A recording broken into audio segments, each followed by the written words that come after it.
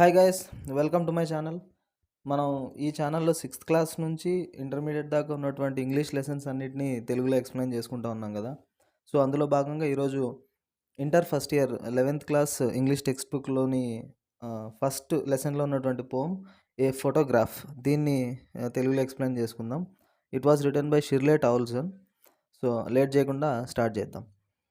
The cardboard shows me how it was when the two girl cousins went paddling, each one holding one of my mother's hands, and she, the big girl, some 12 years or so. All three stood still to smile through their hair at the uncle with the camera. A sweet face, my mother's, that was before I was born, and the sea, which appears to have changed less, washed their terribly transient feet. Some 20, 30 years later, she'd laugh at the snapshot.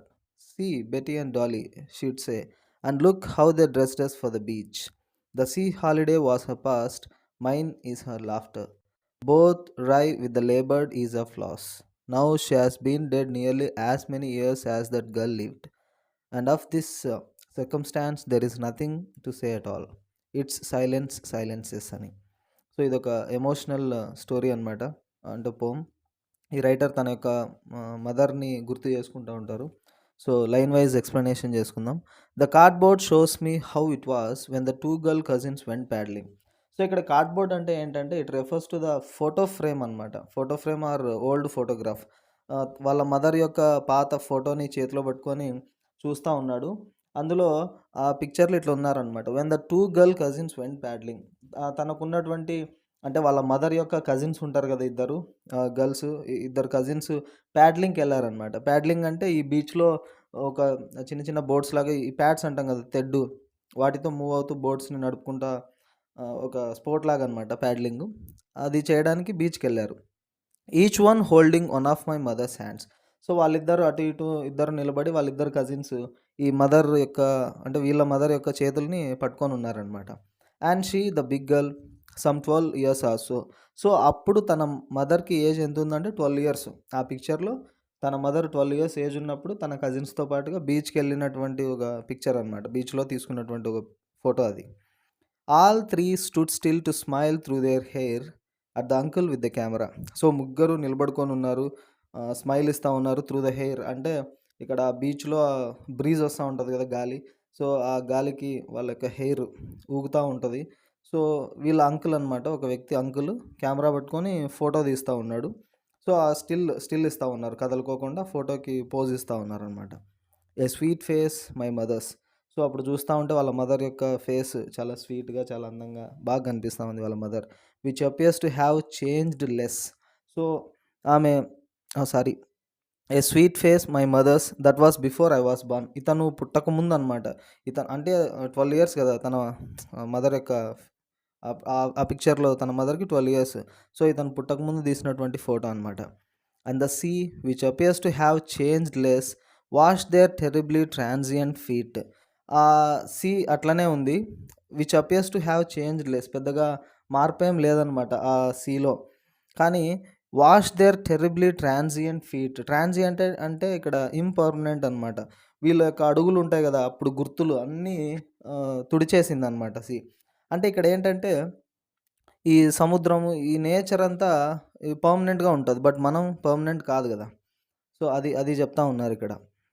Some 20, 30 years later she'd laugh at the snapshot. So ఆ picture తీసుకున్నాక 20-30 సంవత్సరాల తర్వాత ఆ mother ఆ snapshot చూస్తూ, ఆ ఫోటోని చూస్తూ నవ్వుతూ ఉందన్నమాట, స్మైల్ ఇస్తూ ఉంది. See, Betty and Dolly, she'd say. So చెప్తా ఉందన్నమాట బెటీ అండ్ డాలీ. ఇక్కడ బెటీ అండ్ డాలీ అంటే ఎవరంటే వాళ్ళ కజిన్స్, వాళ్ళ కజిన్ యొక్క నేమ్స్ అనమాట, బెటీ అండ్ డాలీ. సో వాళ్ళని చూసి చెప్తా ఉంది. And look how they dress for the beach. చూడు మన ఎట్లా డ్రెస్ చేసినారు అంటే, బీచ్కి వెళ్ళేటప్పుడు బీచ్ డ్రెస్ వేసుకొని వెళ్తారు కదా, స్విమ్ సూట్ ఇట్లాంటివి. సో ఆ బీచ్ డ్రెస్ చూడండి ఎట్లా ఉంది అని.